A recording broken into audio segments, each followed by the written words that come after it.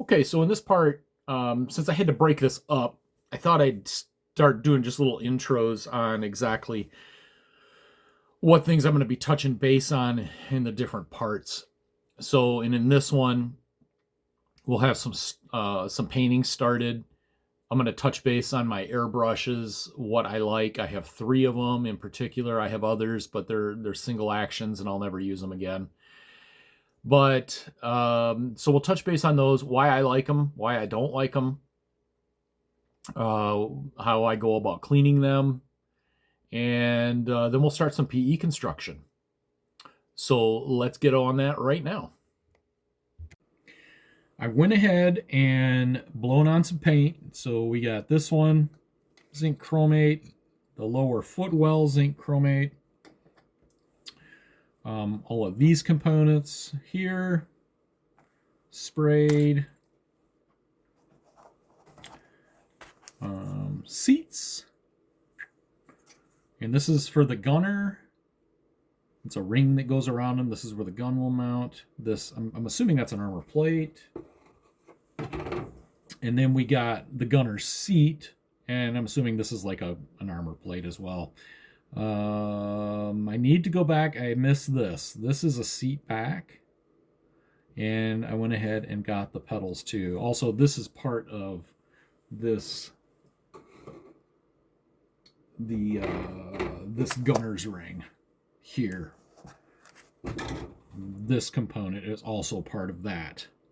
So we got all that sprayed zinc chromate. We're going to let that set for a little while to dry out. Vallejo Air, I mentioned in one of my previous videos, I use Vallejo Air, and this is it's US light green is what it's referred to, but it's the zinc chromate. And then there's also the interior yellow as well. So like wheel wells, things like that, you might see this. Not so much on interiors. So anyways, we got that.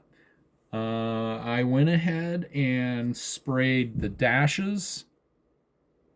NATO black. I like to use NATO black. It isn't like a true black, because usually you don't see like really true black out in the wild. And then this is a piece of, I'm assuming it's some of the radio equipment. This is going to get some PE on it. This is one of the pieces we modified earlier, and it got glued to this base. So just a little side note, that what I'm doing to hold these pieces, all this is a tongue depressor. And I take a piece of masking tape and I wrap it around upside down and stick it to itself. So it has a sticky surface here, and I can stick components to it for painting. And they stay quite well. Now, so since I've sprayed this, it's got overspray on there. I cannot add pieces on here. They will not stick. So the next time around, you just grab yourself a piece of masking tape, wrap it around backwards, start all over again. Works for me. There's probably some other means that people do. I went ahead and painted this what I believe is a battery. Looks like a battery anyhow. So I just hold that in my tweezers like that, and then I put a clamp on it to hold the tweezers tight. And then you can also have a standing base as well until it's dry. And that seems to work pretty well for me too. Harbor Freight for these cheap little clamps. They work well.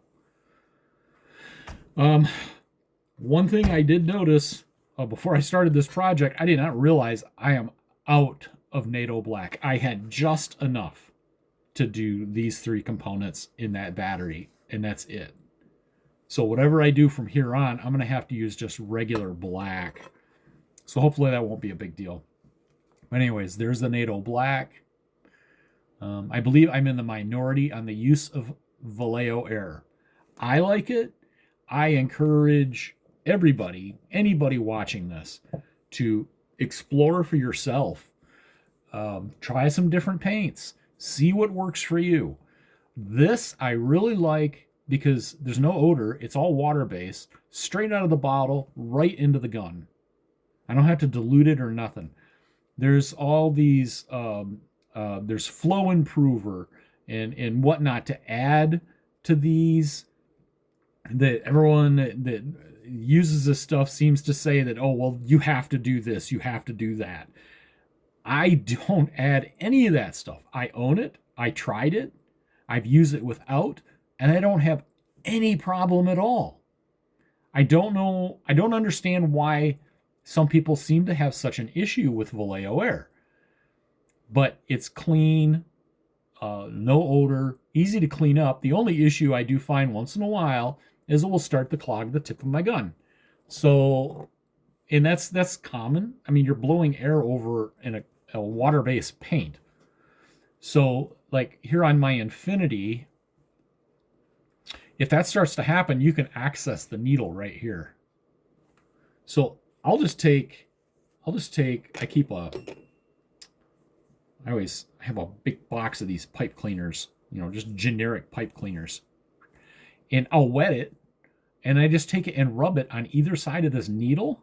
If I start getting a little tip clogging or whatever, just rub it there with a wet pipe cleaner, and then I blow it right away, and I don't have any problem. It'll clear it right up. Now, currently, I need a new needle for this, so I'm not using this gun, although it is my favorite. I really like it. But I'm currently using this. This is a harder Stenbeck, by the way. A harder Stenbeck Infinity. And I like this way better. I have an Iwata that I spent a lot of money on, and I hate it. It sprays great. It's got a good feel in the hand, but the tip is so tiny and fragile, and they're like $25 to buy. And I've gone through. I'm on my third one on that gun. I bought this gun. I haven't had to put anything into it except now I need a needle. It's just I've just used it so much. Same thing with this. This is a harder Stenbeck also. They're Ultra. And this works really well too. It appears as though the needle is the same. The needle and the tip is the same for the Infinity, but I'm not going to try to cross it over. This works good the way it is, so I'm not going to mess around with it. My choice to switch was because this one has this guy, and it locks your flow control. So if I pull this back out, and now I got full flow control again, and you can adjust this right here. So if you want real consistency every single time, you push your air and you just pull it back to the stop, and you'll be really, really consistent every time. Takes a little practice. You can do the same thing with this, but this just makes it easier. It just takes a little bit of practice, but this is a nice airbrush. I would definitely recommend it. So getting ready to clean this guy, I'm going to show you really, really quick. I know we're straying from the build. However, I just want to show you really quick how I break down this airbrush, because it's very simple. I don't need any tools like with that Iwata that I've got. It's a Iwata C+. And there's a little tiny wrench for the tip. And that the threads are so fragile on that. If you over tighten that thing at all, you will break it. And I have tried being gentle with it. I broke the first one because I tightened it too much and just twisted it off. And I wasn't even tightening it that much. It's just the fragility of the tip. And that's why I never use it. It's sitting in my drawer over here. I never touch it. And it hurts me, the money I spent on that airbrush. But it is resigned to be the third stringer. This is my second stringer. This is my first stringer. And the Iwata is my third. So the way I clean this is I'll throw this in my pot, and using these pipettes, I just grab some water and I throw it in the cup and I rinse it around. Back and forth, back and forth, back and forth, to thin out the paint that's in there. And then I'll blow that through the airbrush into my pot. And I'll do that a couple times. And that gets the bulk of the paint out. And I'm not going to show this in every video. I don't see a point in that. But since we're here,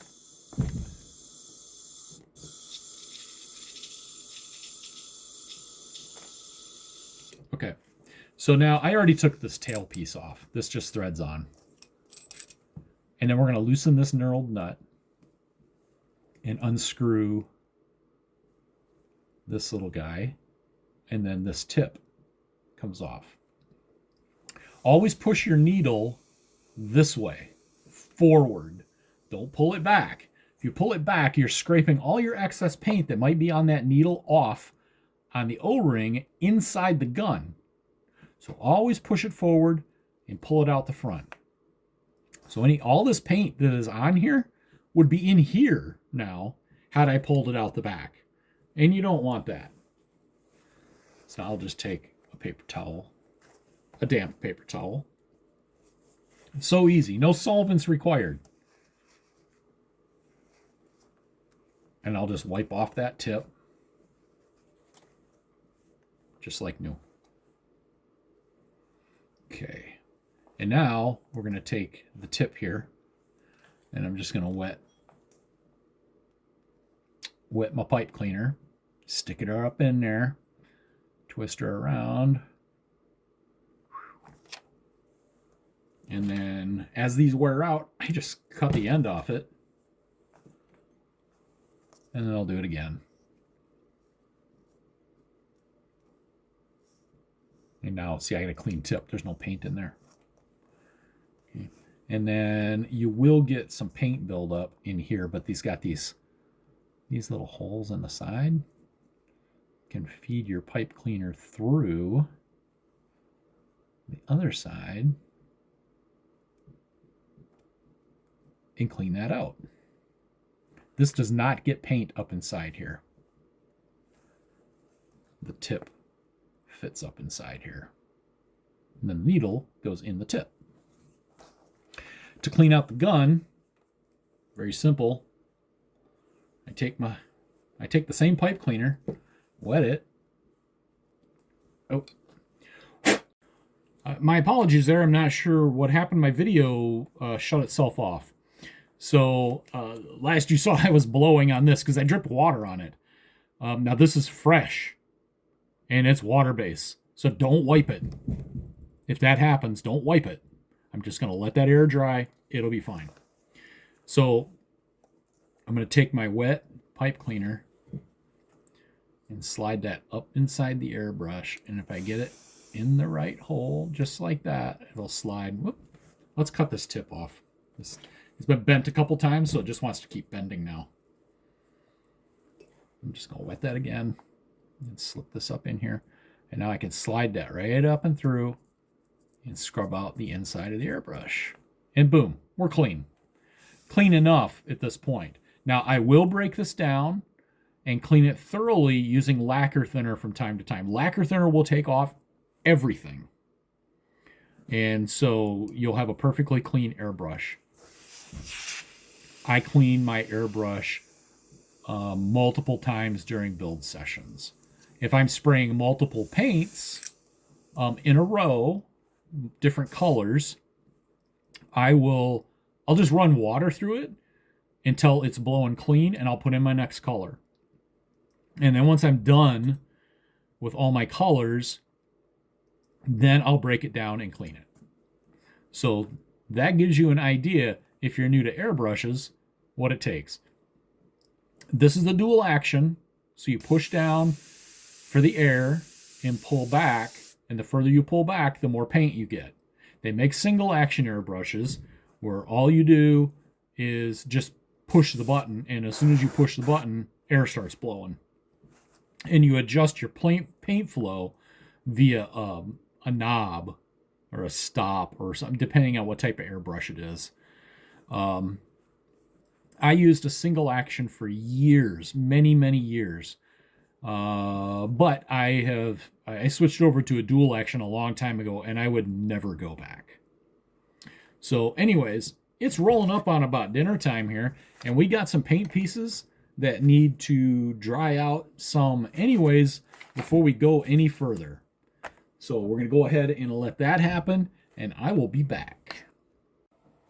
So this is where we're at now. Our paint has been drying for a while, so we're all good to go as far as that goes. And I'm trying to work out. There's this PE set. There's 3 pieces of PE in this Edard kit, and this one makes boxes. I went ahead and already assembled 2 of these,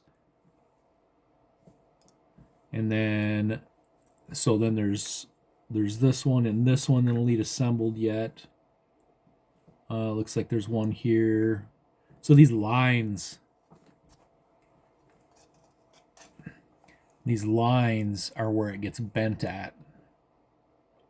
And you want to bend it away from the line. So in this case, I would want to bend this piece down and it'll fold right here. And then you create your box that way. Okay, now I am not a PE pro, trust me. So we may actually learn a couple things together while doing this. And I'm going to try something that I have not tried before. So I assembled these boxes, and you can see we still have joints. There's gaps here on all of these edges. And I'm going to try soldering that. I read where people do that. So I'm going to try it. The rest of this stuff is pretty straightforward.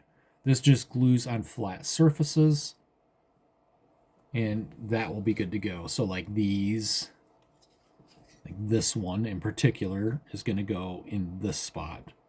Now you notice that their chromate, their version of zinc chromate is lighter. But I'm actually okay with that. Right or wrong, I like the idea that not everything is uniform. So perhaps these panels were assembled elsewhere and sent to where the aircraft was being assembled. Perhaps they were assembled separately from this interior component being painted, and then they were shipped there and installed. And their zinc chromate was slightly different color. So, and it tends to add character to a project too, I've found. So I am not messing with these colors at all. I'm not changing any of it. Right or wrong, I think it looks fine. I like the fact that it adds a little bit of character to it. So I'm gonna take a crack at soldering these. I'm gonna break the cockpit assembly up into 2 different parts, I believe. So we'll get everything ready to go here, and get all these pieces assembled and ready, all the radio equipment and everything. And then we'll have an assembly video. I think that's going to be the best way to do it. So I'm going to go make an attempt at soldering these, and we'll be back.